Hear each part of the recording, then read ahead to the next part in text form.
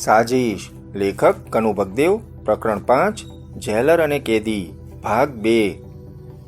25 વર્ષની વય ધરાવતી માલા નામની એ યુવતી અત્યારે પલંગ પર સૂતી સૂતી અજયના ફોટાને છાતી સરસો ચાંપીને ધ્રુસકે ધ્રુસકે રડતી હતી. રૂમમાં અંધારું છવાયેલું હતું. રૂમના બારી બારણા બંધ હતા અને તેના પર પડદા લટકતા હતા. માલા એક ગોરી ચિટ્ટી અને અત્યંત સ્વરૂપવાન યુવતી હતી. એના રુદનથી વાતાવરણ એકદમ ગમગીન બની ગયું હતું. રૂમમાં અત્યારે આધેડ વયની એની માતા પણ મોજૂદ હતી. એ બિચારી ક્યારની એ માલાને શાંત પાડવાનો પ્રયાસ કરતી હતી, પરંતુ માલાનું રુદન કેમેય નહોતું અટકતું. એની આંખોમાંથી અવિરત અશ્રુધારા વહેતી હતી. માલા, ક્યાં સુધી અજયની યાદમાં તું રડતી રહીશ? માતાએ સ્નેહથી એના માથા પર હાથ ફેરવતા કહ્યું. કાલથી તારા પેટમાં અનાજનો એક દાણો પણ નથી ગયો. આવું ક્યાં સુધી ચાલશે? જવાબમાં માલા પોતાની માના ખોળામાં માથું મૂકીને વધુ જોરથી રડવા લાગી. હું એને નથી ભૂલી શકતી મમ્મી, નથી ભૂલી શકતી, એ ધ્રુસકા વચ્ચે બોલી. જરા વિચાર કરી જો, ગઈકાલ સુધી એ જીવતો હતો, બોલી ચાલી શકતો હતો. આપણે જે ચીજો જોઈએ છીએ, હવા પાણી, ચાંદ સૂરજ વગેરે એને પણ જોઈતું હતું, પણ આજે એને કશું જ નથી જોઈતું. એનો દેહ રાખમાં ફેરવાઈ ગયો છે. માલા અત્યંત લાગણીશીલ સ્વભાવની હતી. રહી રહીને એની નજર સામે અજયનો સોહામણો ચહેરો તરવડતો હતો અને એ સાથે જ એનું રુદન પણ વધતું જતું હતું. માલા, માં અપાર મમતાથી એના માથા પર હાથ ફેરવીને તેને સમજાવવાનો પ્રયાસ કરતા બોલી. આ દુનિયામાં જે કોઈ આવે છે તેને એકને એક દિવસ તો જવું જ પડે છે. આપણા અત્યંત નજીકના સગા સંબંધી કે આત્મીય મૃત્યુ પામ્યા હોય તો પણ જ્યાં સુધી આપણા નસીબમાં જીવવાનું લખ્યું હોય ત્યાં સુધી આપણે જીવવું પડે છે. જીવન મરણની બાજી તો ઈશ્વરના હાથમાં છે. એની મરજી સામે કાળા માથાના માનવીનું કશુંય નથી ચાલતું. જીવન મરણનો ક્રમ તો આજે હજારો લાખો વર્ષથી ચાલ્યો આવે છે. અલબત્ત જ્યારે આપણી નિકટનું કોઈ મૃત્યુ પામે ત્યારે થોડી પળો માટે આપણને જાણે કે જિંદગી થંભી ગઈ છે એવી અનુભૂતિ જરૂર થાય છે, પરંતુ પછી બધું જ રાબેતા મુજબ ચાલવા લાગે છે. આ દુનિયામાં આવનારા આવતા જાય છે અને જનારા પાછા નથી ફરતા. આ એક કઠોર પણ સત્ય હકીકત છે. દીકરી, તારી ઉંમર પણ શું છે? તારી સામે તો હજુ માઇલો લાંબી જિંદગી પડી છે. માના આશ્વાસનથી માલા સહેજ સ્વસ્થ થઈ. તમે સાચું કહો છો મમ્મી, એ ધીમેથી બોલી. પરંતુ તેમ છતાં એક વાતનો મને જરૂર રંજ છે કે હું મારા અજય માટે કશું જ ન કરી શકી.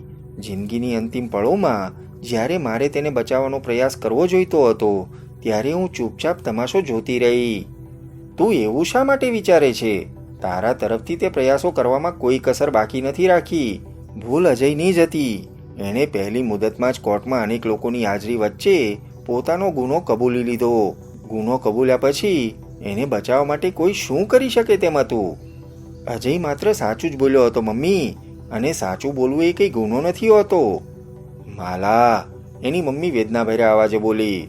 જો સાચું બોલવું ગુનો નથી હોતો તો પછી એ સચ્ચાઈની પાછળ મોજૂદ સજા ભોગવવા માટે પણ માણસે તૈયાર રહેવું જોઈએ.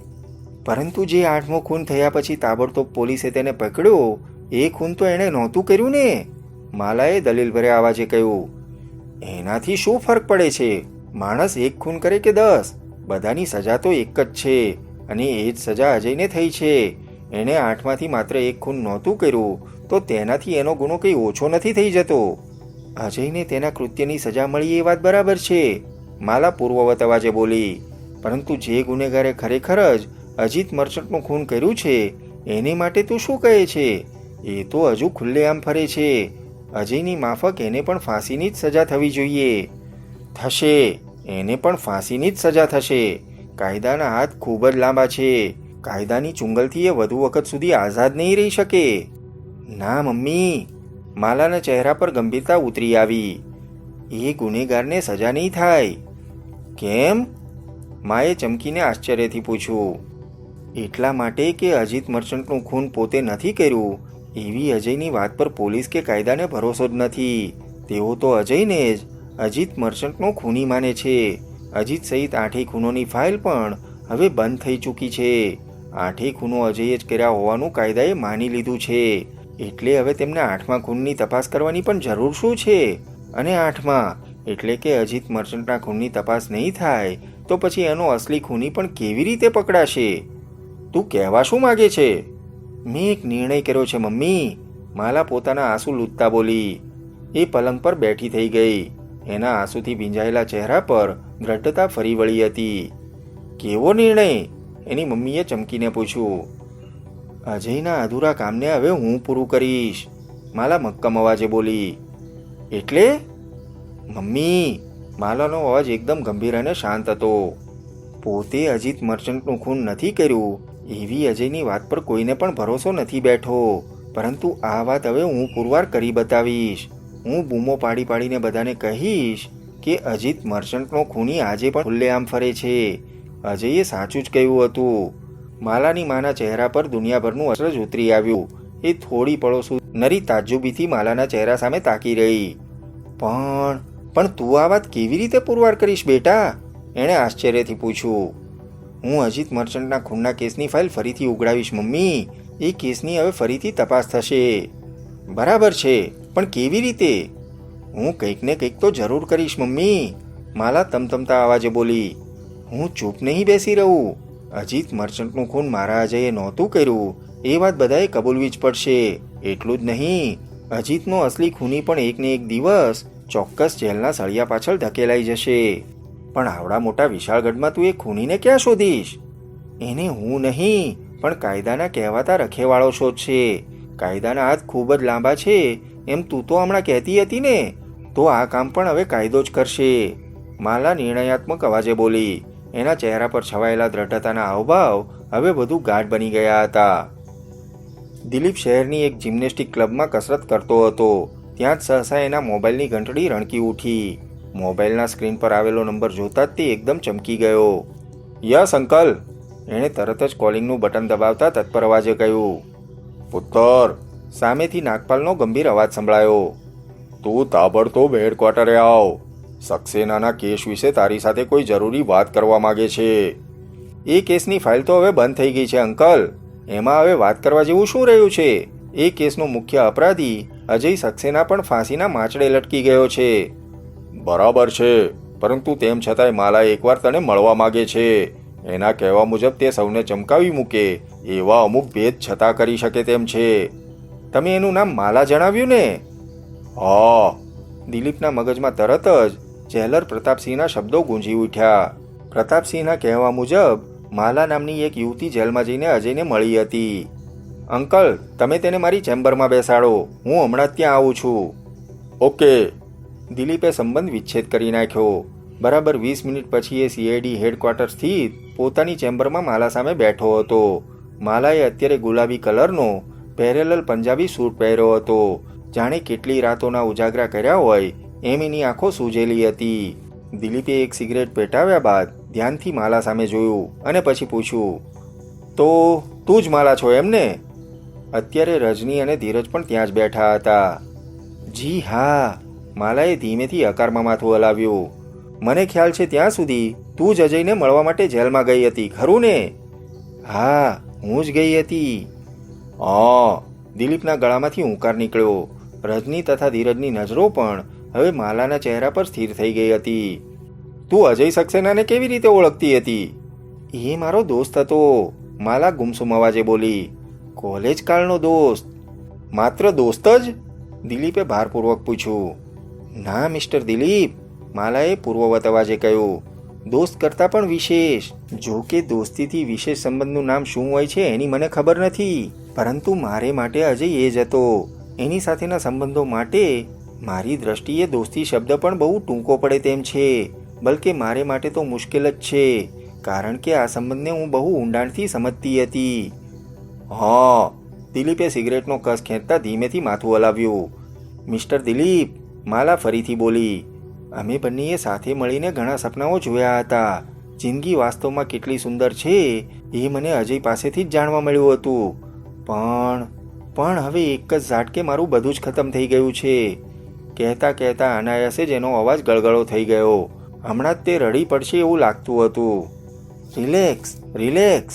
રજનીએ માલાનો ખભો થપથપાવીને તેને આશ્વાસન આપતા કહ્યું. શાંત થા, ધીરજ રાખ. આજ સુધી કુદરત સામે કોઈ જ નથી લડી શક્યું. બધું એની ઈચ્છાથી જ થાય છે. માલાએ પોતાની આંખમાં ધસી આવેલા આંસુ લૂછી નાખ્યા. દિલીપ સિગરેટના ઘસ ખેંચતો ઝીણી નજરે માલાના ચહેરા સામે તાકી રહ્યો હતો. માલા, છેવટે એણે ટેબલ પર પડેલી એસ્ટ્રેમાં સિગરેટની રાખ ખંખેરતા પૂછ્યું, ક્યાંક એવું તો નથી ને કે તું પણ અજયની જેમ ક્રિમિનોલોજી એટલે કે અપરાધશાસ્ત્રની વિદ્યાર્થીની હતી? તમારું અનુમાન બિલકુલ સાચું છે મિસ્ટર દિલીપ, માલા ગમગીન અવાજે બોલી. હું પણ અજયની માફક જ કોલેજમાં અપરાધશાસ્ત્રની વિદ્યાર્થીની હતી. હું તથા અજય એક જ ક્લાસમાં હતા, પરંતુ માત્ર એક જ ક્લાસમાં હોવાથી કોઈ વિદ્યાર્થી બીજા જેવો જ સમાન દરજ્જો નથી મેળવી શકતો.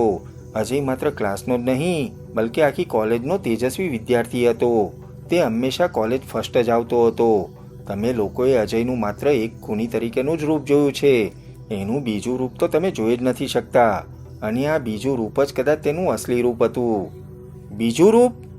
હા મિસ્ટર દિલીપ, માલા પૂર્વવત અવાજે બોલી. તમને કદાચ ખબર નહીં હોય કે અજય કોલેજમાં બધાનો આદર્શ હતો, સૌનો લાડકો હતો. બધા એમ જ માનતા હતા કે એક દિવસ તે બહુ મોટો વકીલ બનશે અને કાયદાની દુનિયામાં એના નામનો ડંકો વાગશે. પરંતુ નસીબ માણસે ધાર્યું પણ ન હોય એવી રમત એની સાથે કરે છે. નસીબે આવી જ ક્રૂર રમત અજય સાથે પણ રમી. કાયદાનો રખેવાળ બનીને ગરીબ લોકોને ન્યાય અપાવવાના સપના જોઈ રહેલો અજય એક ખૂની બની ગયો. આજે પણ જ્યારે હું અજય વિશે વિચારું છું ત્યારે આ બધા ખૂનો એણે જ કર્યા હતા એ વાત પર મને ભરોસો નથી બેસતો. અજયે ભરી કોર્ટમાં પોતાનો ગુનો કબૂલ્યો હોવા છતાંય તને ભરોસો નથી બેસતો? દિલીપે એકદમ ગંભીર અને શાંત અવાજે પૂછ્યું. બસ આ એક જ મુદ્દાને કારણે ઈચ્છા ન હોવા છતાંય હું આ વાત માનવા માટે લાચાર બની ગઈ છું, માલા એક ઊંડો શ્વાસ લેતા બોલી. બાકી તમે પોતે જ વિચારી જુઓ કે અપરાધશાસ્ત્રનો એક તેજસ્વી વિદ્યાર્થી ખૂની કેવી રીતે બની શકે? તમને આ વાત પર ભરોસો બેસે છે ખરો? આ ઉપરાંત હું તમને અજયની એક બીજી ખાસિયત વિશે જણાવવા માંગુ છું મિસ્ટર દિલીપ. બીજી કઈ ખાસિયત? દિલીપે પ્રશ્નાર્થ નજરે એની સામે જોતા પૂછ્યું. અજય ક્યારેય ખોટું નહોતો બોલતો, માલાએ એક એક શબ્દ પર ભાર મૂકતા કહ્યું. આ વાત જણાવીને તું શું પુરવાર કરવા માંગે છે? હું કશુંય પુરવાર કરવા નથી માંગતી મિસ્ટર દિલીપ, માલા ભાવહીન અવાજે બોલી. હું માત્ર એટલું જ કહેવા માંગુ છું કે જો અજયે અંતિમ સમયે એવું જણાવ્યું હોય કે અજીત મર્ચન્ટનું ખૂન એણે નહોતું કર્યું તો નહીં જ કર્યું હોય. તમારે પણ એની આ વાતને સાચી માનવી જોઈએ. આ બધો નેરો બકવાસ છે. આ બકવાસ નથી મિસ્ટર દિલીપ, માલા ભારપૂર્વક અવાજે બોલી. આ એક હકીકત છે, સચ્ચાઈથી ભરપૂર છે. તમે પોતે જ નિરાતે વિચારી જુઓ. જે માણસે પોતે સાત ખૂનો કર્યાનું કબૂલ્યું હતું એને વધુ એક એટલે કે અજીત મર્ચન્ટનું ખૂન કબૂલવામાં શું વાંધો હોય? કબૂલ ન કરવાથી એને થયેલી ફાંસીની સજામાં કોઈ ફરક નહોતો પડવાનો. કબૂલ કર્યું હોત તો પણ સજા તો એ જ રહેવાની હતી. બોલો, કાયદો અજયને ફાંસીથી વધુ કોઈ સજા આપી શકે તેમ હતો? દિલીપ ચૂપ રહ્યો. એક નવી સિગરેટ પેટાવીને ધીમે ધીમે તેના કસ ખેંચતો વિચારમાં ડૂબી ગયો. માલાના સવાલનો જવાબ ત્રણમાંથી કોઈની એ પાસે નહોતો. આ એક જ સવાલ શરૂઆતથી જ તેમને અકળાવતો હતો. અજીત મર્ચન્ટના ખૂન વિશે જો ખરેખર અજય ખોટું બોલ્યો હતો તો શા માટે બોલ્યો હતો? શા માટે એણે આવું જુઠ્ઠાણું ચલાવ્યું હતું? કે પછી એ સાચું બોલ્યો હતો? ખરેખર જ એણે આઠમું એટલે કે અજીત મર્ચન્ટનું ખૂન નહોતું કર્યું? તેઓ જેમ જેમ આ સવાલો વિશે વિચારતા હતા તેમ તેમ એમની મૂંઝવણ વધતી જતી હતી. અજય તો આ દુનિયામાંથી ચાલ્યો ગયો હતો, પરંતુ જે સવાલ તે મૂકતો ગયો હતો એ હજુ પણ તેમને અકળાવતા હતા. મિસ્ટર દિલીપ, માલા ફરીથી બોલી. તમે માનો કે ન માનો, પરંતુ અજીત મર્ચન્ટનું ખૂન અજયે નહોતું કર્યું. કમસે કમ આ મામલામાં તો એ નિર્દોષ હતો. હું કંઈ કહું દિલીપ? ધીરજે ખમચાટ ભર્યા અવાજે કહ્યું. બોલ, દિલીપે પ્રશ્નાર્થ નજરે એની સામે જોયું. કોણ જાણે કેમ પણ મને પણ એવું લાગે છે કે માલાની વાત સાચી છે. અજીત મર્ચન્ટનું ખૂન ખરેખર અજયે નહોતું કર્યું. પણ સવાલ એ છે કે જો અજીત મર્ચન્ટનું ખૂન અજયે નથી કર્યું તો પછી કર્યું કોણે? દિલીપના અવાજમાં થોડો ધૂંધવાટ હતો. એનો જ તો હવે આપણે પત્તો લગાવવાનો છે મિસ્ટર દિલીપ. કહેતા કહેતા માલાના ચહેરા પર દૃઢતાની રેખાઓ ફરી વળી. ખૂની કોણ છે એની તો આપણે તપાસ કરવાની છે. ખૂની જે કોઈ હોય તે, પરંતુ આજની તારીખમાં એ વિશાળગઢમાં ખુલ્લેઆમ ફરે છે અને આપણે જેમ બને તેમ જલ્દી એના સુધી પહોંચવું પડશે. તો આપણે આ કેસની ફરીથી તપાસ કરવી જોઈએ એમ તું કહેવા માંગે છે? દિલીપે પ્રશ્નાર્થ નજરે માલા સામે જોતા પૂછ્યું. હા, પરંતુ આખા કેસની ફરીથી તપાસ કરવાની જરૂર નથી. તો આપણે માત્ર અજીત મર્ચન્ટના ખૂનની જ ફરીથી તપાસ કરવી પડશે. જે ખૂન પછી તરત જ તમે અજયને પકડ્યો હતો, માત્ર એ જ ખૂનની તપાસ કરવાની છે, માલાએ કહ્યું. દિલીપ ફરીથી એકવાર ઊંડા વિચારમાં ડૂબી ગયો. શું કરવું ને શું નહીં એ તેને કંઈ સમજાતું નહોતું. ચેમ્બરમાં ભારે ભરખમ ચૂપકીદી છવાઈ ગઈ હતી. દિલીપ, છેવટે રજની ચૂપકીદીનો ભંગ કરતા બોલી. માલા સાચું કહે છે. આપણે અજીત મર્ચન્ટના ખૂનની ફેર તપાસ કરવી જોઈએ. તપાસ દરમિયાન આપણને કોઈક નવું સૂત્ર મળી જાય એ બનવા જોગ છે. આમે કોણ જાણે કેમ મને એવું લાગે છે કે મરતા પહેલાં હજી ખોટું નહીં જ બોલ્યો હોય. ઓકે, દિલીપે એક ઊંડો શ્વાસ લેતા કહ્યું. જેવી તમારી ઈચ્છા. આપણે ફરીથી અજીત મર્ચન્ટના ખૂનની તપાસ કરીશું. થેન્ક યુ, માલા ગળગળા અવાજે બોલી. Thank you very much. એના નિસ્તેજ ચહેરા પર રોનક ફરી વળી હતી. જાણે પોતે કોઈક મોટો ગઢ જીતી લીધો હોય એવું સ્મિત એના ગુલાબી ઓઠો પર ફરકી ઉઠ્યું હતું. પણ સવાલ એ છે કે, દિલીપ સિગરેટનો કશ ખેંચીને વિચારવશ અવાજે બોલ્યો, આપણે આ કેસની તપાસ ક્યાંથી શરૂ કરીશું? અજીત મર્ચન્ટના કુટુંબમાં પણ કોઈ છે નહીં કે આપણે તેઓને અજીતના કોઈ દુશ્મન વિશે પૂછપરછ કરી શકીએ. તપાસ શરૂ કરવાનો એક માર્ગ હું તમને બતાવું છું, માલાએ આત્મવિશ્વાસથી ભરપૂર અવાજે કહ્યું. શું? અજીત મર્ચન્ટ ધોબીઘાટ ખાતે જે રૂમમાં રહેતો હતો તે હજુ પહેલાંની માફક જ બંધ હાલતમાં પડ્યો છે. હું માનું છું ત્યાં સુધી આપણે એ રૂમની તલાશી લેવી જોઈએ. ત્યાંથી અજીત મર્ચન્ટના અસલી ખૂની વિરુદ્ધ કોઈ પુરાવો મળી આવે એ બનવા જોગ છે. તારો વિચાર ઉત્તમ છે, દિલીપ પ્રભાવિત અવાજે બોલ્યો. તો પછી આપણે સૌ પહેલાં અજીતના રૂમની તલાશી લેવી જોઈએ. મિસ્ટર દિલીપ, મારે તમને એક વિનંતી કરવાની છે, માલાએ ખમચાટભર્યા અવાજે કહ્યું. બોલ. મિસ્ટર દિલીપ, હું કોઈ ધંધાદારી જાસૂસ તો નથી, પણ અપરાધશાસ્ત્રની વિદ્યાર્થીની જરૂર છું. અપરાધ સાહિત્યનો મેં ઊંડાણથી અભ્યાસ કર્યો છે. જો તમને વાંધો ન હોય તો આ કેસની તપાસ દરમિયાન હું પણ તમારી સાથે રહેવા માગું છું. જવાબમાં જાણે અભિપ્રાય પૂછતો હોય એવી નજરે દિલીપે રજની તથા ધીરજ સામે જોયું.